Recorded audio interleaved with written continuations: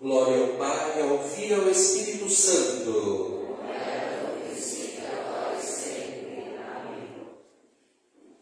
Que dia bonito, queridos irmãos e irmãs, para a nossa igreja, a igreja de todos os santos. Hoje nós temos a oportunidade de lembrar muitos ensinamentos desta que é mãe, esposa, religiosa, Santa Rita de Cássia. Quantas coisas nós podemos partilhar desta maravilhosa pessoa. Ela ensina a tolerância, a paciência, o temor a Deus. Desde muito cedo, recebendo de berço as coisas relacionadas a Deus. Desde muito cedo aprendeu o que significa pertencer a Deus, fazer as coisas de Deus, viver as coisas de Deus. Já nasceu com aquele ímpeto de ser religiosa. Queria entregar a sua vida a Deus. Mas aí entra em cena uma palavra chamada obediência. Para fazer a vontade do seu pai e da sua mãe, que queria que ela casasse. E assim fez. Obediente, mesmo não fazendo a sua vontade, casou-se com um homem que para os pais de Santa Rita seria adequado. Mas os pais de Santa Rita não esperavam que esse homem se sobrasse em um marido estúpido, rude, rebelde, traidor. E aí vocês multiplicam isso por 10. Tudo de ruim no marido, Santa Rita tinha. Um homem violento, de más relações. Pense o quanto esta mulher, esposa, dobrava o joelho para ver um dia seu marido convertido. Queria ver o seu marido convertido. E dobrava o joelho e rezava. Como rezava? Sem perder a esperança, sem perder ali o toque de Deus. E trilhando na brutalidade do esposo, nas traições, nas mentiras. E ali ela viveu a fidelidade e a obediência. Guarde bem no coração. É nas dificuldades que eu preciso mostrar para Deus fidelidade e obediência. E quando é assim, Deus não deixa a resposta, né? Com a graça de Deus, ela conseguiu ver o seu esposo convertido. Depois de muita oração e joelho no chão, ela conseguiu ver o seu esposo mudando de vida. E mudou. Mudou de vida. Só que deixou para trás um rastro de coisa ruim, inimizades. A tal ponto é que foi por causa das inimizades que ele acabou sendo assassinado. Santa Rita já tinha 2 filhos e viu seu marido já convertido, já um outro homem, sendo assassinado por causa do seu passado.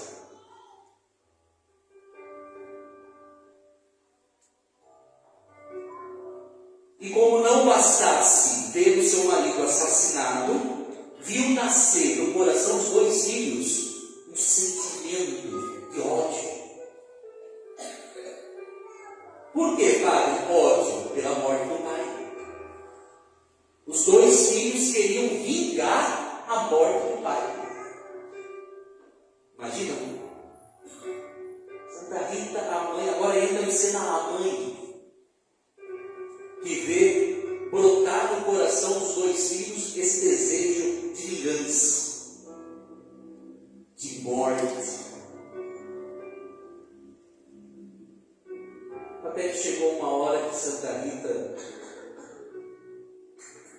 vocês lembram? Eu não sei quem estava da missa no Dia das Mães. O que eu falei quando eu abençoei as mães? Para que as mães tivessem muito cuidado com aquilo que o conteúdo da oração das mães. Porque a oração de mãe tem poder. A força de uma oração de mãe tem poder. Santa Rita, ao ver o desejo de ódio, de violência, nascendo no coração dos 2 filhos, fez uma oração. Qual foi essa oração? Meu Pai, se for os meus filhos caminhar por esse caminho de vingança, leve eles embora. Leve meus 2 filhos embora. Eu prefiro eles, meus 2 filhos voltarem para o Senhor, do que viver nesse mundo e ter o mesmo filho do pai. O mesmo filho do pai. Não demorou muito tempo, os 2 filhos foram acometidos pela peste bubônica, a pandemia da época. E os 2 filhos foram, assim como a mãe pediu. Assim como a mãe pediu. Já sem esposo, já sem filhos, agora Santa Rita vê as portas abertas para vivenciar, de fato, a sua vocação religiosa. Sem compromisso com o casamento, sem compromisso com a maternidade, viveu a obediência, um matrimônio difícil, mas foi até o fim. E aí ela pediu a Deus: agora eu quero viver a minha vocação. A primeira grande dificuldade dos conselhos acolhidos, porque ela viu a dificuldade. Mas ela tinha 3 grandes santos que fizeram com que ela conseguisse entrar no convento. E mostra para a gente a força da intercessão. Santo Agostinho, São Nicolau Tolentino e São João Batista. Os 3 santos de devoção a Santa Rita. E como ela pedia nesses 3 santos. A tal ponto é que ela mesma diz que foi através da intercessão deles que ela viu as portas do mosteiro agostiniano se abrirem para ela. E ela entrou. Entrou, se formou, vivenciou uma intimidade de graça, de espiritualidade muito grande. Tudo aquilo que o Evangelho, as leituras de hoje falam sobre a missão da humildade. Simples, mas com um aprofundamento de comunicação com Deus muito grande. Ela sabia se comunicar com Deus. Ela sabia ver os sinais da graça. Ela como ela rezava. Até o ponto de, em um dos momentos em que Deus esteve com ela na oração e fez com que ela mergulhasse no sofrimento de Jesus. Deus quis com que naquele momento da oração dela, ela sentisse o sofrimento de Jesus. Como se não bastasse toda a vida sofrida, o que Deus quer com a gente através do sofrimento? Às vezes eu paro e penso, mas será que Deus quer falar com a gente através do sofrimento? Vai aí uma grande ponto de interrogação na particularidade de cada um, não? Porque cada um sabe os sofrimentos que tem. E antes da murmuração, de reclamar, porque isso, porque aquilo, de reclamar, aprender a perguntar para Deus qual o sentido desse sofrimento. Por que esse sofrimento? Santa Rita foi por aí. Quando viu o sofrimento de Jesus naquela oração, rapidamente, sem pensar duas vezes, o que Santa Rita pensou?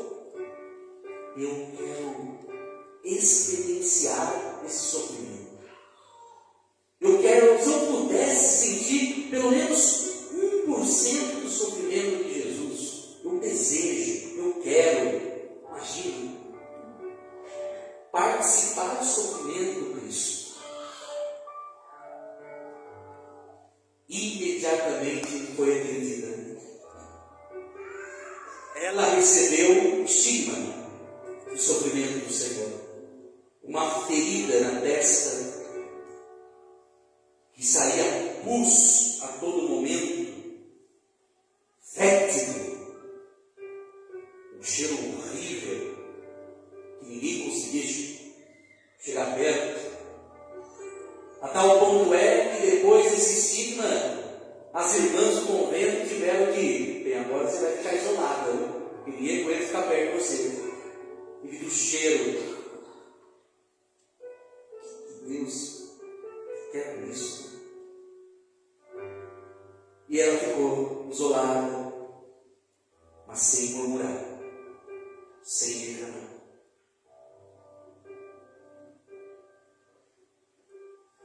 Quantas vezes essa mulher ela foi testada na vida?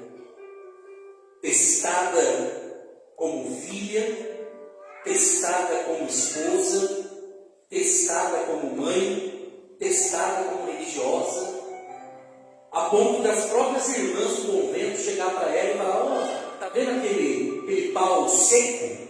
Vá lá e regue. Um pau seco. Vai lá, vai regar aquele pau. E ela assim, pela simples obediência, né? Tá bom. É para mim regar o pau seco? Eu vou lá.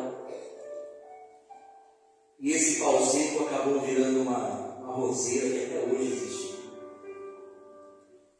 Até hoje existe. E eu tive a graça de, há 13 anos atrás, estar em Roma.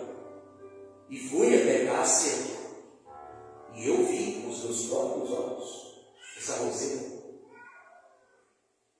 que era um pau seco, e que ela regava todo dia, pelo simples fato de ser obediente.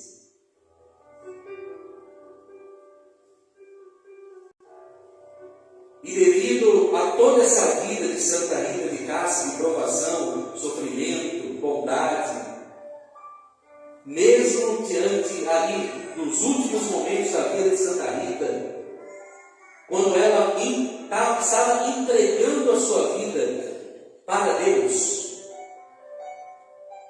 no momento da sua morte, aquele cheiro horrível foi se transformando em cheiro de rosas, um perfume.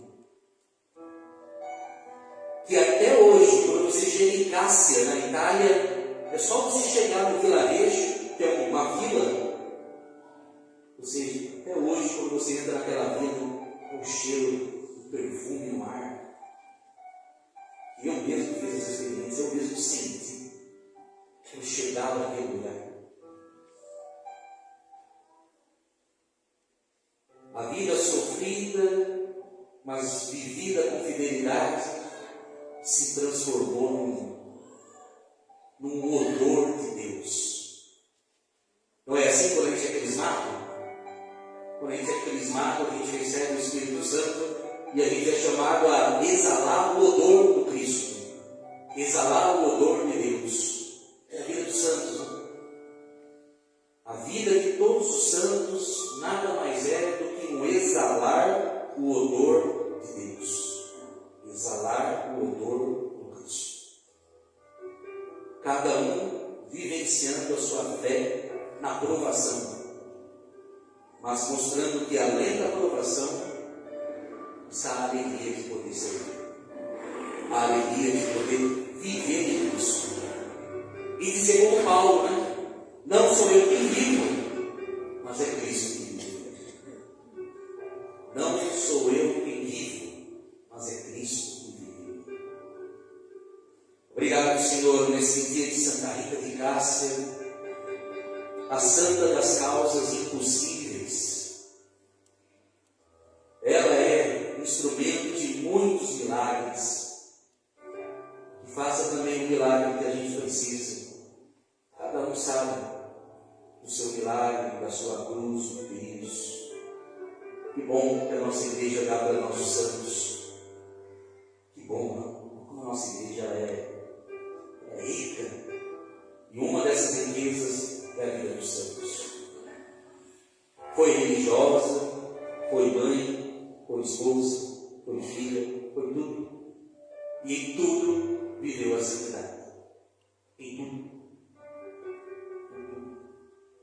Que possamos aprender dela a viver, a estar na graça de Deus. Amém.